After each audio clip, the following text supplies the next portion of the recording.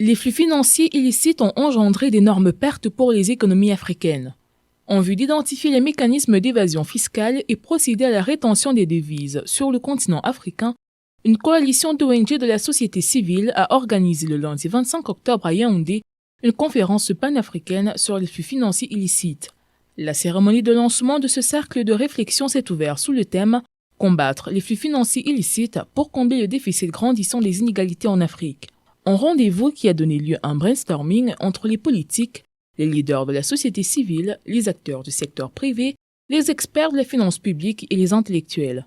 Nous sommes sur, je dirais, 3 agendas, les objectifs de développement durable du système des Nations Unies. Nous avons l'agenda 2063 de l'Union africaine et nous avons le programme national qui est la stratégie nationale de développement 2030. Et à cet égard, comme nous l'avons souvent souligné, la question est de savoir d'où vient l'argent. Il est important pour nous, si on se pose cette question, que nous soyons ensemble en tant que citoyens, en tant que parlementaires, en tant que secteur privé, en tant que médias, en tant que jeunes et étudiants, pour pouvoir, examiner de cette question et lui apporter des solutions idoines.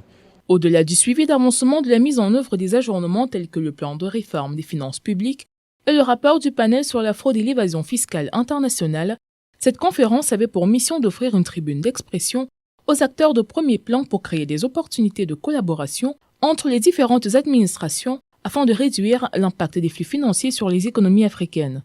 À travers tous les travaux de Dakar, on avait décidé qu'il fallait que de manière dans la sous-région, qu'on puisse se mettre ensemble, c'est-à-dire l'Afrique centrale avec les autres pays d'Afrique, qu'on puisse se mettre en réseau pour réfléchir et partager nos expériences et voir comment est-ce qu'au niveau du Parlement, comment éradiquer ces fléaux qui plombent énormément nos économies compte tenu du fait que les ressources fiscales sont dilapidées. Notre présence témoigne de ce que toutes les mesures qu'on prend sans éléments de contrôle peuvent s'avouer vaincues. Donc, la Chambre des comptes, c'est une institution supérieure de contrôle des finances publiques. Ça veut dire quoi? Ça veut dire que nous allons contrôler et nous contrôlons l'action des ordonnateurs, l'action des contrôleurs financiers, l'action des comptables et même de tout agent public.